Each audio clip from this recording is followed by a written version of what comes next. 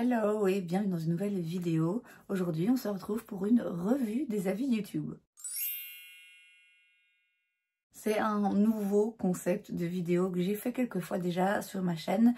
Le principe est simple, je vais regarder plusieurs revues YouTube sur un produit en particulier pour me faire un petit peu une opinion, me décider est-ce que je suis intéressée ou pas, est-ce que j'ai envie de tester et d'acheter le produit moi-même. Le produit dont on va parler aujourd'hui, c'est le le dernier fond de teint de chez Huda Beauty. Je vous en mets une photo juste là, qui apparemment est hyper floutant, c'est comme un filtre dans la vie qui promet vraiment un effet absolument incroyable sur la peau. Ma toute première idée quand j'ai vu ce fond de teint a été ok, je suis curieuse. Je suis curieuse parce que déjà j'aime beaucoup la marque pour plein de raisons. Parce que la promesse que ça offre effectivement de flouter le teint tout en n'étant pas keki, pas épais, en restant naturel, je la trouve vraiment très intéressante. Et donc ma première idée c'est ok, je suis curieuse, ça me donne envie, mais quand même je vais attendre un peu et je vais justement aller regarder un petit peu ce que les autres en disent parce que quand même, je suis un peu sceptique et j'ai un petit peu peur que ce soit un peu plus épais que ça en a l'air et que ça a un effet justement plus vraiment make-up intense que ce que ça donne l'impression.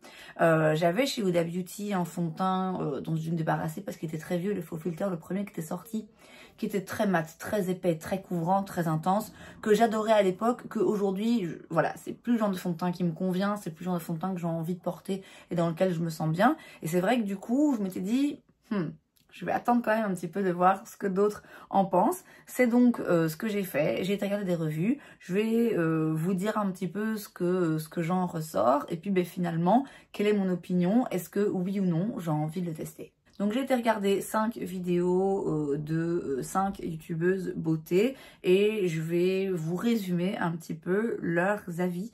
À chaque fois qu'il y a quand même des types de peau assez différents, donc je vais commencer par Tati Westbrook. Alors elle l'a appliqué avec un powder puff, donc avec un petit puff pour le teint, parce que ça permet d'ajouter encore plus de pouvoir floutant au produit. Elle dit qu'effectivement ça floute, que c'est pas full coverage, que c'est pas une couvrance à fond, mais que c'est une bonne couvrance médium quand même. Et surtout, elle explique que par rapport à une couvrance comme ça, plutôt médium qui reste assez naturelle, c'est effectivement une bonne option qui apporte ce côté floutant qu'on n'a pas d'habitude dans ce genre de couvrance. Sa première impression, et c'est qu'une première impression, c'est que c'est pas un waouh immédiat. Elle n'est pas absolument bluffée, c'est joli, c'est floutant, mais il n'y a pas ce waouh, ça floute, c'est absolument incroyable, vraiment c'est un filtre sur la peau. Ensuite, j'ai été regarder la vidéo de Ali Andrea, qui est une make-up artiste.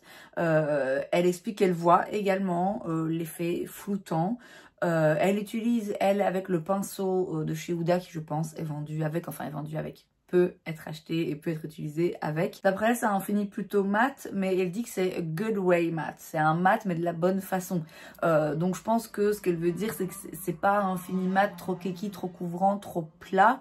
C'est plutôt mat dans le sens où c'est pas dewy, c'est pas quelque chose qui est lumineux, c'est pas quelque chose qui a cet effet un petit peu émollient, hydratant sur la peau. C'est à mon avis plutôt mat satiné. Ensuite, Nikki Larose, qui est aussi une make-up artiste, elle explique que d'habitude, elle n'est pas fan des fonds de teint Huda et que là, c'est vraiment son préféré parmi ceux qu'elle a essayé. Elle le compare un petit peu au Face and Body de chez Dior, qui est un fond de teint que j'aime beaucoup, mais avec un petit peu plus de couvrance. Elle le trouve vraiment très très beau. Elle a une première réaction où vraiment elle apprécie le fond de teint. Alors, elle explique que c'est un fond de teint qui offre un petit peu de glow quand même, donc de nouveau il y a ce côté, si j'ai bien compris, où on voit quand même la luminosité de la peau et que donc si on a une peau grasse, il y aura besoin de poudrer, mais elle trouve quand même qu'il est assez universel, qu'il peut quand même convenir à tout le monde. Il est très facile à utiliser, à estomper dans le reste du teint, il est un peu épais et ça rejoint ce qu'a dit aussi Ali Andrea par rapport à la texture qui est plus crémeuse qu'on pourrait le penser,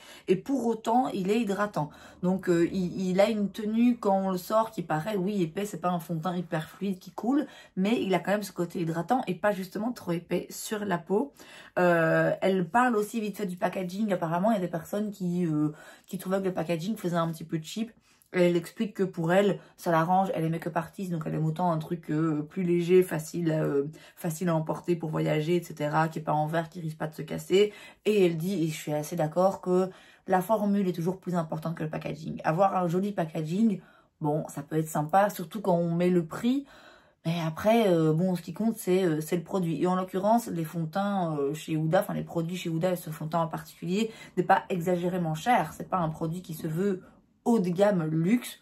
Donc voilà, moi le packaging, je rejoins son avis, on s'en fout un peu. Ensuite, Ali Grinds, elle explique que c'est un fini léger, qui n'est pas mat. Donc de nouveau, il n'y a pas le côté hyper matifiant, mais que ça donne plutôt un effet, elle dit skin-like, donc vraiment identique à la peau. Ça rejoint tout ce que j'entends avant, où c'est pas un fini mat qui tombe à plat, qui va assécher, mais il y a un peu de luminosité quand même qui transparaît de la peau, sans pour autant que ce soit un truc dewy où vraiment il y a de la brillance ou quoi. C'est vraiment juste un fond de teint en fait qui imite la peau. C'est ce que moi j'en ressors dans tout ce que j'entends. Ça reste assez fidèle à la texture naturelle de la peau. Pas à la texture, pardon, au fini naturel de la peau en termes de luminosité.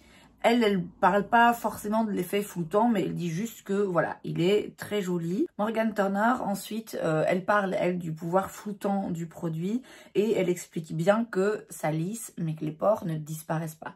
Et c'est aussi un petit peu ce que je retiens des différentes revues que j'en ai vues, c'est que effectivement, ça a un pouvoir floutant, mais ça ne va pas faire des miracles, ça n'efface pas les pores, ça ne rend pas les pores à 100% invisibles. Après, bon, si on utilise un primer dans les zones où on a des pores plus apparents, si on utilise un primer floutant, peut-être pas forcément avec une base silicone, mais au moins qui imite un petit peu la base silicone, si on utilise ce fond de teint, et si en plus on utilise une poudre floutante, alors là, effectivement, on commence à avoir vraiment un niveau de pores effacés assez intense, mais par rapport au fond de teint lui-même, il lisse, il n'y a pas, je ressens moins dans les revues le côté avant-après où waouh, c'est un filtre sur la peau. Non, c'est pas un filtre sur la peau, ça n'efface pas les pores, mais ça les floute et ça lisse la peau.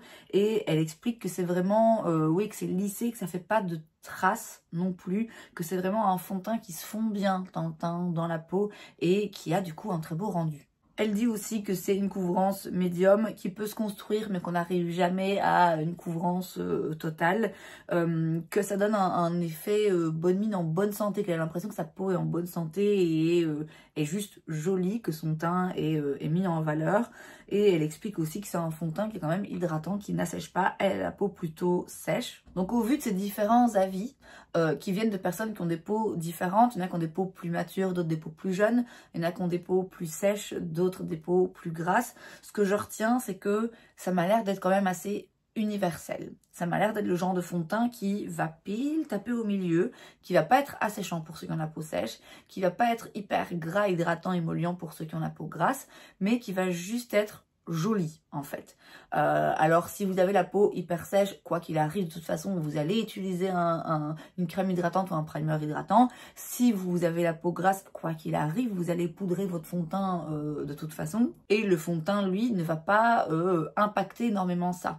Donc le fond de teint ne va pas assécher votre peau, il ne va pas non plus la faire régresser plus vite, c'est vraiment juste pile au milieu. Et c'est pas forcément quelque chose qui est facile à faire, d'arriver à faire un fond de teint un peu universel, un produit qui peut convenir à plein de types de peaux différents, en sachant que il conviendra pas à tout le monde, parce qu'on a quand même tous la peau différente, même si on a le même type de peau, chaque peau est unique, donc je suis pas en train de dire que ce fond de teint, quoi qu'il arrive, tout le monde va l'aimer et va convenir à tout le monde. Non, mais c'est vraiment un fond de teint qui a une formulation, je pense, qui peut convenir au plus grand nombre et qui va bien s'adapter à la peau. C'est vraiment ce que j'en ressors. Il s'adapte bien à la peau, il se fond bien dans le teint, il se travaille facilement, il a un joli fini assez naturel où c'est vraiment votre peau en mieux. Il offre une couvrance, d'après ce que j'ai vu, qui pour moi serait suffisante, qui quand même permet d'unifier le teint et d'aller masquer les rougeurs et d'avoir un teint qui est unifié et lissé. Vraiment, c'est aussi le terme qui revient, lissé et flouté. C'est pas non plus une couvrance hyper intense, c'est pas non plus une bébé crème qui unifie à peine le teint. Encore une fois, c'est vraiment pile ce genre de fond de teint. J'ai l'impression qu'on voit de plus en plus en ce moment qui fait juste ce qu'il faut en fait. Aussi bien en termes de fini que de couvrance, c'est votre peau en mieux. Le petit plus qu'a ce fond de teint peut-être par rapport à d'autres, c'est effectivement un pouvoir floutant supérieur par rapport à d'autres fonds de teint de ce genre qui, quand ils tapent juste au milieu et qu'ils offrent juste un petit peu, vous voyez, la couvrance médium, le fini, ni trop mat, ni trop hydratant. Il reste fidèle à la peau. Ici, tout en restant fidèle à la peau, il y a ce petit plus de ouais, mais quand même en plus il lisse et quand même en plus il floute plus qu'un autre fond de teint de ce genre finalement. Tout ça en ce qui me concerne me conforte dans ma première idée de ok, il m'intéresse et je vais l'acheter. J'ai été rassurée de voir que effectivement, même si il a une texture un petit peu plus épaisse qui se tient, il n'est pas épais sur la peau.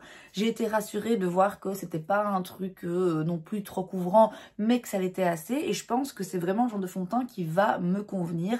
C'est ce que je recherche en ce moment.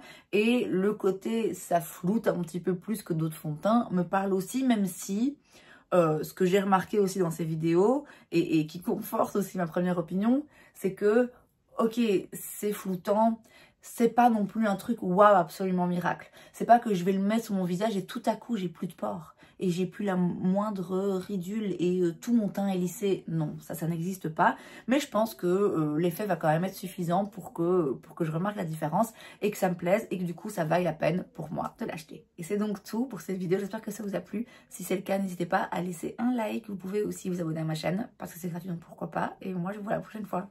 Bye.